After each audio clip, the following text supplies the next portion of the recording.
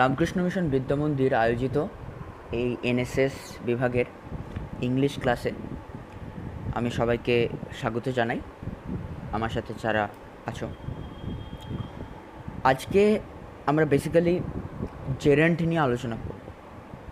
কি এই জেরেন্ট কেন আমরা ব্যবহার করছি, কি কি ইউজ, এগুলো সব আমরা জানবো আস্তে আস্তে আজকের ক্লাসে।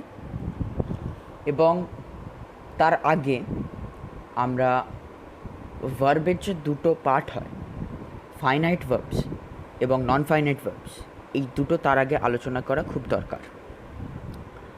এবং এখান থেকে আমরা আস্তে আস্তে জেরেন্ডে ঢুকবো, কিন্তু জেরেন্ডে যে একটা ব্যাকগ্রাউন্ড সেটা আমি একটু দিচ্ছি। দেখো, বেসিক্যালি ভার্বস যখন ফাইনাইট ফর্মে হয় তখন ভার্ব এবং সাবজেক্টের তখন একটা রিলেশন থাকে। কী সেই রিলেশন? চেঞ্জের রিলেশন। তখন সেটা চেঞ্জ হয় এবং এই সাবজেক্টটা টেন্স হয়, পার্সন হয় অথবা নাম্বার হয়। যেমন ধরো একটা এক্সাম্পল দিই টেন্সের। I play cricket every day. আমি রোজ ক্রিকেট খেলি। I play cricket every day. এবার এটা যখন আমি বলছি আই প্লেড ক্রিকেট এভরিডে, এই দেখো প্লে আর প্লেড এই দুটো কিন্তু টেন্সটা চেঞ্জ হয়ে গেল সাবজেক্টের সাথে। এটা কিন্তু একটা এক্সাম্পল অফ ফাইনাইট ভার্বস। ধরো আমি পার্সনের একটা এক্সাম্পল দিচ্ছি, যেমন I run a mile daily. এটাকে যখন আমি পার্সনটা চেঞ্জ করছি, আই এর বদলে যখন হি বসাচ্ছি, তখন কি হচ্ছে? He runs a mile daily. দেখো এখানে রান যে ভার্বটা ছিল সেটা কিন্তু চেঞ্জ হয়ে গেল, রানের বদলে রানস হয়ে গেল। এটা কিন্তু ফাইনাইট ভার্বস। আমি একটা নাম্বারের এক্সাম্পল দিই, বুঝতে পারবে। সেটা হচ্ছে Apple is of red colour. এটা যখন আমি চেঞ্জ করছি, ধরো যখন নাম্বারটা আমি চেঞ্জ করছি, সাবজেক্টটা যখন আমি চেঞ্জ করছি, অ্যাপেলস যখন বলছি তখন কী হয়ে যাচ্ছে? Apples are of red colour. দেখো ইজটা চেঞ্জ হয়ে গেল আর। যখন সিঙ্গুলার ছিল তখন কি হলো? Apple is of red colour. যখন আমি প্লুরালে ইউজ করছি, যখন আমি নাম্বারটা চেঞ্জ করলাম অ্যাপেলস, তখন হয়ে গেল আর। তাই জন্য যখন যখন সাবজেক্টটা চেঞ্জ হচ্ছে তখন ভার্বটাও চেঞ্জ হয়ে যাচ্ছে। এটা হচ্ছে আমাদের একটা মানে ফাইনাইট ভার্বসের এক্সাম্পল। এটা হচ্ছে পুরো ফাইনাইট ভার্বসের কনসেপ্ট। এবার আসি নন ফাইনাইট ভার্বসে। এই নন ফাইনাইট ভার্বস, যেমন আগে আমি ফাইনাইট ভার্বসে বলেছিলাম যে ভার্ব আর সাবজেক্টের মধ্যে একটা চেঞ্জের রিলেশন আছে। নন ফাইনাইট ভার্বসে কিন্তু কোনো রিলেশন নেই। এখানে টেন্স, পার্সন, নাম্বার কিন্তু কোনো রিলেশন নেই। এবং এই নন ফাইনাইট ভার্বস যখন একটা সেন্টেন্সে আমি ব্যবহার করছি, তখন এটা নাউন হতে পারে, অ্যাডজেক্টিভ হতে পারে বা অ্যাডভার্ব হতে পারে। এই যেটা বললাম, যখন নাউন হয়, যখন নন ফাইনাইট ভার্বস হয়, তখন সেটা জেরান্ডও হতে পারে অথবা ইনফাইনাইটও হতে পারে অথবা পার্টিসিপেলও হতে পারে।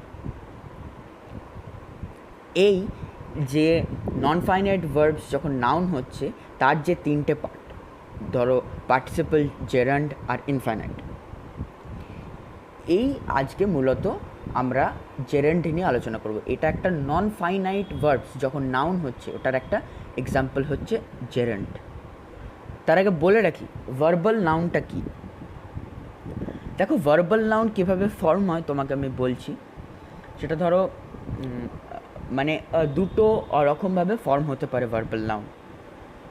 একটা সাফিক্স অ্যাড করে। আশা করি জানো যে সাফিক্স কাকে বলে। দেখো সাফিক্স হচ্ছে বেসিক্যালি কোনো একটা ভার্বের পরে আমি কিছু যোগ করছি। যেমন ধরো জাজ, একটা ভার্ব, তারপর আমি একটা সাফিক্স যোগ করছি মেন্ট, কী হয়ে যাচ্ছে? জাজমেন্ট। ঠিক আছে। তারপর ধরো আমি আরেকটা বলছি, সেটা হচ্ছে রিফিউজাল, রিফিউজ করা, রিফিউজ একটা ভার্ব, সাফিক্স যোগ করছি এল, কি মানে আর কি, তখন হয়ে যাচ্ছে রিফিউজাল। এবং আর এক রকমভাবে ভার্বাল নাউন ইউজ হতে পারে, সেটা হচ্ছে আইএনজি যোগ করে। যেমন ভার্বের সাথে আইএনজি, স্লিপ আইএনজি যোগ করো স্লিপিং, ওয়াক আইএনজি যোগ করো ওয়াকিং। এই ভার্বাল নাউন থেকেই আমরা এখন দেখব জেরান্ড কাকে বলে। দেখো, এই জেরান্ড যখন একটা ভার্বের সাথে আমি আইএনজি যোগ করছি, একটা ভার্বের সাথে যখন আইএনজি আমি যোগ করছি, কিন্তু সেটা একটা নাউন হিসাবে ব্যবহার হচ্ছে একটা সেন্টেন্সে, তখন আমি সেটাকে একটা জেরান্ড বলবো। ধরো ভার্বের সাথে আইএনজি তো অনেক রকমভাবে যোগ হয়। যেমন ধরো একটা এক্সাম্পল দিচ্ছি, যেমন I am playing in the field, এটা কিন্তু জেরান্ড নয়। তার কারণ হচ্ছে এখানে ধরো প্লে যে ভার্বটা দিচ্ছি, আমি কিন্তু আইএনজি যোগ করছি, প্লের সাথে আইএনজি আমি যোগ করলাম, কিন্তু এটা একটা নাউন হিসাবে কিন্তু সেন্টেন্সে ব্যবহার হলো না, তাই জন্য এটা একটা জেরান্ড নয়। জেরান্ড কখন বলবো? ধরো এই প্লেইং যেটা বললাম, এটাকে যখন নাউন হিসাবে আমি ব্যবহার করব। যেমন playing is good for health, দেখো এখানে ভার্বের সাথে আইএনজি যোগ করেছি, কিন্তু এটা একটা নাউন হিসাবে আমি ব্যবহার করেছি একটা সেন্টেন্সে, তাই জন্য এটা একটা জেরান্ডের এক্সাম্পল। তাহলে আমরা খুব বেসিক ভাষায় আমরা কি বলতে পারি জেরান্ড সম্বন্ধে? ভার্বটাকে আমি আইএনজি যোগ করছি এবং তখন আমি সেটাকে নাউন হিসাবে যখন ব্যবহার করছি, সেইটা হয়ে যাচ্ছে একটা জেরান্ডের এক্সাম্পল। ধরো এখানে একটা ডেফিনেশন বলছি, a gerund is that form of a verb which ends in ING and has the force of a noun and a verb. মানে একটা ভার্বের সাথে আইএনজি যোগ করে নাউন এবং ভার্বের দুটোরই ফোর্স থাকছে তার মধ্যে, সেটা হয়ে যাচ্ছে একটা জেরান্ডের এক্সাম্পল। এইবার আরও ধরো এক্সাম্পল, যেমন swimming is a good exercise, এটা একটা জেরান্ড। আমি সাঁতার কাটা, সুইম আইএনজি যোগ করছি, তার সাথে এটা একটা নাউন হিসেবে ব্যবহার হচ্ছে, তাই এটা একটা জেরান্ড। দেখ সাধারণত এই জেরান্ডের আমরা তার পরের পার্টে আসছি, সেটা হচ্ছে এই জেরান্ডের ইউজ, মানে 4 রকমভাবে এই জেরান্ডটা ইউজ হতে পারে broadly. Subject of a verb, object of a verb, complement of a verb, আর হচ্ছে অবজেক্ট অফ আ প্রিপোজিশন। দেখো এই সাবজেক্ট অফ আ ভার্বটা কি? বেসিক্যালি যখন আমরা এই জেরান্ডটাকে একটা সাবজেক্ট হিসেবে ব্যবহার করছি, সেটা হয়ে যাচ্ছে আমার কাছে সাবজেক্ট অফ আ ভার্ব, তখন একটা হচ্ছে জেরান্ডের ইউজ, যখন আমরা জেরান্ডটাকে সাবজেক্ট হিসেবে ব্যবহার করছি সেখানে। তারপর অবজেক্ট অফ আ ভার্ব, যখন আমরা জেরান্ডটাকে অবজেক্ট হিসেবে ব্যবহার করব, সেটা হয়ে যাবে object of a verb. Complement of a verb, ধরো জেরান্ডটা ইউজ করছি, ঠিক আছে, তার আগে আমি একটা টু বি ভার্ব আমি বসাচ্ছি। টু বি ভার্বটা কি? যেমন ধরো অ্যাম, ইজ, আর, বা পাস্ট টেন্সে ওয়াজ, ওয়্যার, সেটা তখন হয়ে যাবে কমপ্লিমেন্ট অফ ভার্ব, ভার্বটাকে কমপ্লিমেন্ট করবে। তারপরে আসছে অবজেক্ট অফ আর প্রিপোজিশন, সেটা তখন কি হবে? তখন জেরান্ডের আগে একটা প্রিপোজিশন বসবে। আমি আসছি এক এক করে ডিটেলস, আমি এক্সাম্পল দিয়ে আমি তোমাদেরকে বোঝাচ্ছি। দেখো প্রথমে আসি সাবজেক্ট অফ আ ভার্বে। আমি আগে বলেছি যে এই সাবজেক্ট অফ আ ভার্বটা কখন হয়, যখন আমি জেরান্ডটাকে একটা সাবজেক্ট হিসেবে ব্যবহার করছি। একটা এক্সাম্পল দিচ্ছি, দেখো যেমন আমি আগে একটা এক্সাম্পল দিলাম, ওই যে swimming is a very good exercise. দেখো এখানে সুইমিং ভার্ব আইএনজি যোগ করছে এবং এটা নাউন হিসেবে কিন্তু ব্যবহার হচ্ছে, তাই এটা একটা জেরান্ড। দেখো আমি এটাকে সেন্টেন্সের একদম সাবজেক্টে ব্যবহার করছি, সেন্টেন্সের একদম শুরুতে এটা একদম সাবজেক্ট হিসাবে থাকছে একটা সেন্টেন্সের মধ্যে, তাই জন্য এটা হচ্ছে সাবজেক্ট অফ আ ভার্বের এক্সাম্পল, যখন আমি জেরান্ডটাকে সাবজেক্ট হিসাবে ব্যবহার করব। আরেকটা এক্সাম্পল দিচ্ছি, যেমন sleeping is necessary for life. দেখো এখানে ভার্ব আইএনজি স্লিপিং, এটা একটা নাউন হিসেবে ব্যবহার হচ্ছে জেরান্ড, এবং এটাকে আমি সাবজেক্ট হিসাবেই আমি ব্যবহার করছি এখানে, তাই জন্য এটা হয়ে যাচ্ছে সাবজেক্ট অফ আ ভার্বের এক্সাম্পল। আরও কিছু কিছু এক্সাম্পল দিই, যেমন writing is a good habit, লেখা একটা খুব ভালো অভ্যাস। দেখছো আমরা রাইটিংটাকে আমরা একদম সাবজেক্ট হিসাবেই আমরা ব্যবহার করেছি এক্সাম্পলে, তাই জন্য এটা সাবজেক্ট অফ আ ভার্বের এক্সাম্পল। যখনই তোমরা জেরান্ডটাকে সাবজেক্ট হিসেবে ব্যবহার করবে সেটাই হয়ে যাবে সাবজেক্ট অফ আ ভার্বের, সাবজেক্ট হিসাবে ব্যবহার করবে তখন হয়ে যাবে সেটা সাবজেক্ট অফ আ ভার্বের এক্সাম্পল। এবার আসি অবজেক্ট অফ আ ভার্ব। দেখো জেরান্ডটাকে যখন আমরা ওখানে ভার্ব আইএনজি যোগ করব সেখানে নাউন হিসাবেই ব্যবহার হবে, সেটা জেরান্ডই হবে, এবং সেই জেরান্ডটা যখন একটা সেন্টেন্সে অবজেক্টে ব্যবহার হবে, সেন্টেন্সে পরে ব্যবহার হবে, তখন আমরা সেটাকে অবজেক্ট অফ আ ভার্বের এক্সাম্পল দেবো। যেমন কীর্তি এনজয়স কুকিং আ লট। দেখো আমরা এখানে কুকিংটা একটা জেরান্ড হিসাবে আমরা নাউন হিসাবেই কিন্তু ব্যবহার করেছি সেটাকে, এবং এটাকে কিন্তু আমরা পরে ইউজ করছি। এখানে কিন্তু সাবজেক্ট হচ্ছে কীর্তি, আমরা কিন্তু সাবজেক্টে ব্যবহার করিনি, আমরা অবজেক্টে ব্যবহার করছি কুকিংটাকে। আরও বলছি আরও কিছু কিছু এক্সাম্পল, যেমন we enjoyed swimming in the river. এখানে কিন্তু সুইমিংটা সাবজেক্ট নয়, সুইমিংটা এখানে অবজেক্ট, এখানে সাবজেক্টে কি উই,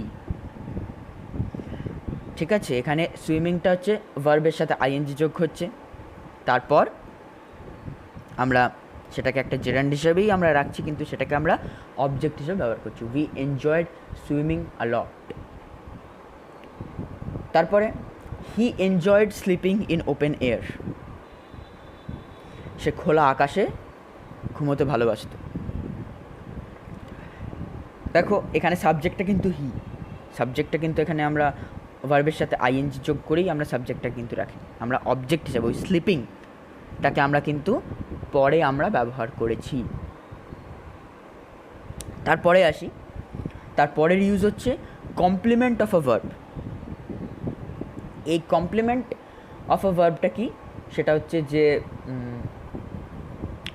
জেরান্ডের আগে আমি একটা টু বি ভার্ব বসাবো। কি সেই to be verb? Am is are বলেছি, পাস্ট টেন্সে সেটা ওয়াজ বা ওয়্যারও হতে পারে, ঠিক আছে। তাহলে একটা এক্সাম্পল দিয়ে বুঝবে, যেমন his best hobby is sleeping. His best hobby is sleeping. Sleeping ধরো আমি ধরো বলছি his best hobby is writing, sorry স্লিপিংটা এক্সাম্পলটা দেওয়া আমার ভুল হয়েছে, sorry. His best hobby is writing. দেখো এখানে রাইটিংটা আমরা কিন্তু ভার্ব আইএনজি যোগ করেছি, তার সাথে আমরা কিন্তু তার আগে দেখো ইজ যোগ করেছি আমরা। His best hobby is writing, আমরা কিন্তু ইজ যোগ করেছি, সেটা হচ্ছে একটা আমরা টু বি ভার্ব তার আগে একটা বসিয়েছি, এবং সেটাকে কিন্তু আমরা রিডিংটা নাউন হিসাবেই আমরা রাখছি। তারপর ধরো his constant habit was running. His constant habit was running. দেখো এখানে রানিংটা আমরা নাউন হিসাবে রেখেছি, এটা জেরান্ডেরই এক্সাম্পল, কারণ এটা নাউন হিসাবে ব্যবহার হচ্ছে। দেখো আমরা তার আগে, এই জেরান্ডের আগে আমরা কিন্তু ওয়াজ ব্যবহার করেছি, আমরা একটা টু বি ভার্ব বসিয়েছি এখানে, কমপ্লিমেন্ট করেছি, যেটা আর কি ভার্বটাকে কমপ্লিমেন্ট করছি, এই ওয়াজটাকে কমপ্লিমেন্ট করছি, টু বি ভার্বটাকে একদম কমপ্লিমেন্ট করছি, এই জন্য এটার নাম হয়ে যাচ্ছে কি কমপ্লিমেন্ট অফ আ ভার্ব। এরকমভাবে তোমরা কমপ্লিমেন্ট অফ আ ভার্বটা দেখবে। তারপরে হচ্ছে যে অবজেক্ট অফ আ প্রিপারেশন। সেটা কি, যে আমরা জেরান্ডের আগে একটা প্রিপোজিশন বসাবো। কীরকম? যেমন ফর, অফ, এগুলো, টু, এইরকম আমরা প্রিপোজিশন আমরা বসাবো জেরান্ডের আগে। একটা এক্সাম্পল দিয়ে বুঝবে, যেমন he was rebuked for swimming in a dirty pond. সে বকুনি খেয়েছিল একটা নোংরা নদীতে সাঁতার কাটার জন্য, একটা নোংরা পুকুরে সাঁতার কাটার জন্য সে বকুনি খেয়েছিল। তাহলে দেখো, he was rebuked for swimming in a dirty pond, এখানে দেখো সুইমিংটা কিন্তু জেরান্ড। তার কারণ হচ্ছে এই সুইমিংটাকে আমি একটা ভার্ব আইএনজি এবং নাউন হিসেবেই আমরা ব্যবহার করছি। তার সাথে তার আগে, এই সুইমিংয়ের আগে আমরা কি ব্যবহার করছি? একটা প্রিপোজিশন, সেটা হচ্ছে for. He was rebuked for swimming in a dirty pond. আরেকটা এক্সাম্পল দিই, যেমন হি ওয়াজ, যেমন ধরো he is tired of sleeping over hours. দেখো আমরা এখানে স্লিপিং নাউন হিসাবে ব্যবহার করছি, জেরান্ডেরই এক্সাম্পল।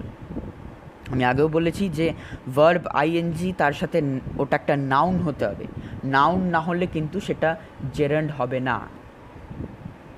এটা আমরা এখানে নাউন হিসাবে আমরা ব্যবহার করছি। তার আগে দেখো আমরা একটা প্রিপোজিশন বসিয়েছি of. He is tired of sleeping over hours, একটা সুন্দর প্রিপোজিশন অফ বসিয়েছি, তাই জন্য এটা অবজেক্ট অফ আ প্রিপোজিশনের এক্সাম্পল। আরেকটা এক্সাম্পল দিই, he is fond of reading novels. He is fond of reading novels. দেখো এই রিডিংয়ের আগে আমরা কিন্তু একটা প্রিপোজিশন বসিয়েছি, সেটা হচ্ছে অফ। ঠিক আছে? যেমন ধরো আর একটা এক্সাম্পল দিই, I think of retiring soon from service. এই রিটায়ারিংয়ের আগে দেখো একটা প্রিপোজিশন হচ্ছে of, I think of retiring.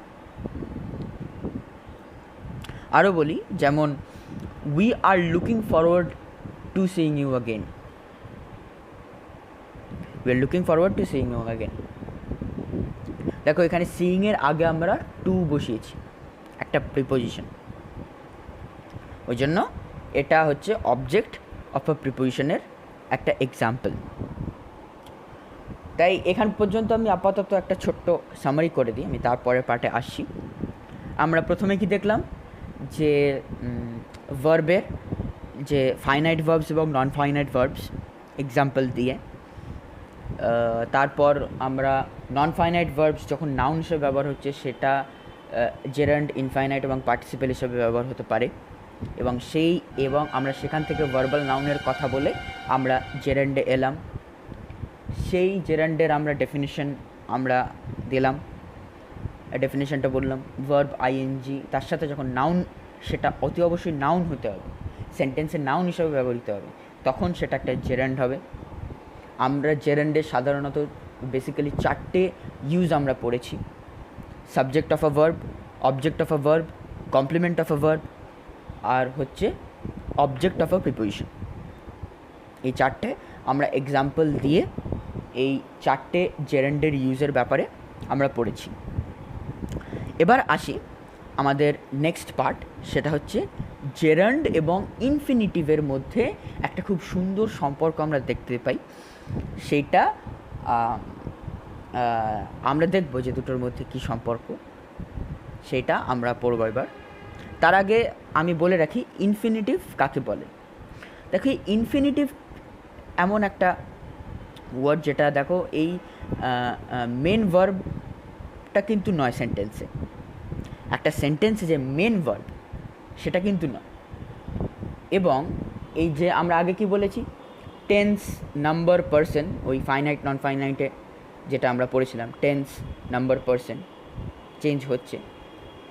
ঠিক আছে, যেহেতু এটা একটা নন ফাইনাইট ভার্বের এক্সাম্পল, তাই জন্য এটা চেঞ্জ হয় না। এটা টেন্স বা নাম্বার বা পার্সনের সাথে এটা কিন্তু চেঞ্জ হয় না এই ইনফিনিটিভটা। এবং এটাকে আমরা ক্রিয়েট করতে পারি কিভাবে, এই ইনফিনিটিভটাকে আমরা ক্রিয়েট করতে পারি, যেমন ধরো ভার্বের আগে আমরা টু বসাচ্ছি, ভার্বের যে বেস ফর্ম, যেমন ধরো ওয়াক, ইট, প্লে, এগুলো হচ্ছে ভার্বের বেস ফর্ম। এই বেস ফর্ম, এই মূল যে ফর্মটা আছে তার আগে আমরা শুধু টু বসাচ্ছি, যেমন to walk, to run, to play, to eat, এই টু বসাচ্ছি তার আগে।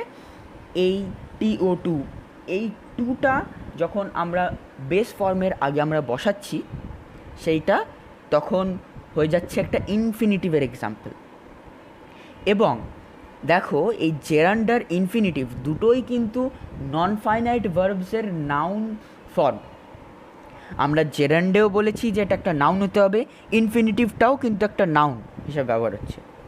কিন্তু দুটোর মধ্যে পার্থক্য এটাই যে জেরান্ডটা আমরা আইএনজি যোগ করে করি, পরে আমরা আইএনজি যোগ করি, ভার্বের সাথে আমরা আইএনজি পরে যোগ করি।